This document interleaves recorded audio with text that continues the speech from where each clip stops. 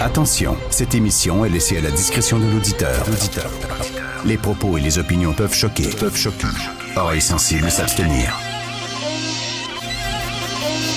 Richard Martineau. Un animateur pas comme les autres. Richard Martineau.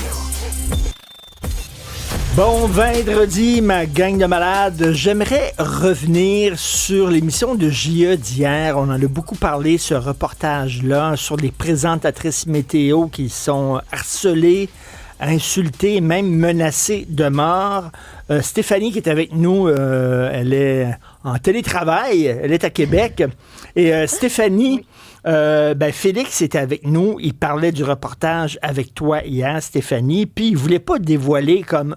Il y avait un punch à la fin du reportage, et il voulait pas le dévoiler. Alors, tout le long, moi, hier, je disais, les gars qui s'en prennent aux présentatrices météo, puis ces gars-là qui aiment pas les femmes, puis les gars, puis on a appris hier que ça serait peut-être une femme qui envoie tous ces messages de fou-là. Parle-nous de ça, Stéphanie.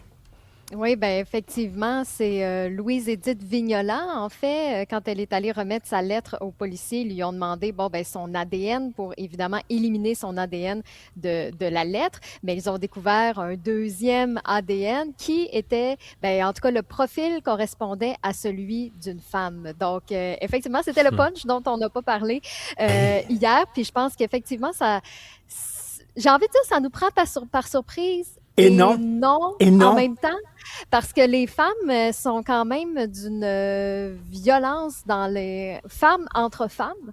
Je sais pas pourquoi on a entre nous là. Alors, tu sais qu'on devrait peut-être se supporter, tu sais, parce que ce qu'une femme peut faire de plus, c'est qu'elle ouvre le chemin pour qu'une autre puisse le faire elle aussi. T'sais. Alors, pourquoi pas se supporter, s'entraider, collaborer ensemble, plutôt que mais ça, c'est vraiment, là, tu sais, c'est le cliché des femmes qui se bitchent entre elles. Tu sais, mettons, il y a plein de femmes dans un party. Moi, j'ai tout le temps remarqué ça. Il y a plein de femmes dans un party, puis là, il y en a une nouvelle qui rentre. Toutes les femmes vont la déshabiller du regard, de haut en bas, comment elle est habillée. C'est une rivale, là, vois-tu? Tu sais, il y a un peu ce côté-là. Et c'est une compétition entre femmes, et tu sais, je dis pas que c'est généralisé, mais vous savez fort bien ce que je dis. Puis il y a des femmes, des fois, qui sont peut-être frustrées, là. Des présentatrices météo, c'est des jeunes, jolies femmes, souvent, puis tout ça. Mais des femmes entre elles, des fois, Sophie me dit souvent que les pires insultes qu'elle reçoit, c'est de la part de femmes. Puis tu sais, hier, je parlais pas de ça parce que c'était un peu comme un tabou. Tu sais, on dit, une femme se fait insulter, menacer, c'est certainement un homme. Ben non, Christy. Méchant punch. Je suis tombé en bas de ma chaise quand j'ai vu ça. Ouais, comme si elle n'avait pas assez déjà de la haine envers les femmes, propagée par les hommes. Il faut qu'il y ait des femmes qui y participent. C'est effectivement hallucinant d'y penser. Puis mon Dieu, moi, ça me choque. C'est très choquant. OK, on est vendredi. Petite nouvelle comme ça. Si vous gagnez demain 4 350 000 $, 4 350 000, Alexandre, tu fais quoi avec ça? 4 350 000 pile? Oui. J'imagine, je sais pas, je finis de payer ma maison tout de suite pour puis avoir d'hypothèque à payer. Après ça, je sais pas, je m'achèterais quelque chose de plaisant, là, de le fun. Peut-être un bateau, une petite chaloupe pour aller pêcher, quelque chose de même. Là. 4 millions, tu vas 4 pas... 4 millions, c'est une grosse chaloupe quand même. C'est une grosse chaloupe, mais 4 millions, tu vis pas jusqu'à ta retraite quasiment avec ça. Là. Je veux dire, dans cette économie, je vais ça comme faux. Là. Stéphanie, 4 350 000, tu fais quoi avec ça? Ben là, jugez-moi pas, OK, là?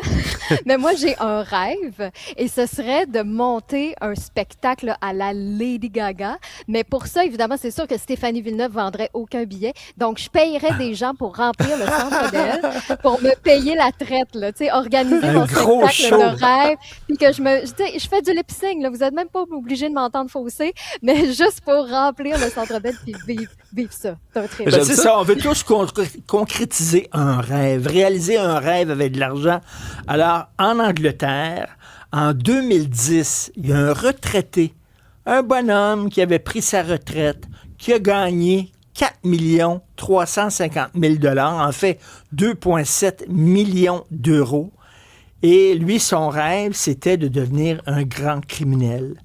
Donc, il a créé son propre réseau de trafic de drogue, comme Heisenberg dans OK, Breaking genre, Bad. avec son argent, lui, Avec il a son créé... argent, c'est ça qu'il a créé. Il a créé des laboratoires, un réseau, des entrepôts pour stocker, puis tout ça, puis il a fait des faux médicaments. OK? Il a arrosé le marché de faux médicaments et il est devenu un kingpin du trafic de drogue. Chacun ses rêves. Il a-tu été arrêté puis tout? Ouais? Oui. Toi, c'est d'aller en bateau. Puis là, il a 80 ans. Aujourd'hui, il a été arrêté puis il a été condamné là, à 16 ou 17 ans de prison. Mais bref, le gars, c'était son rêve. Et ceux qui ont vu Breaking Bad, qui est, selon moi, à mon humble avis, la plus grande mini-série jamais faite. Je l'ai vu, je sais pas, 3 fois au complet. Sébastien, Breaking Bad. Ah, c'est génial. Sauf l'épisode de la mouche qui ont ajouté. Mais d'un autre côté, c'est pas méchant, sachant qu'il fallait qu'il fasse du temps, puis ça a été imposé.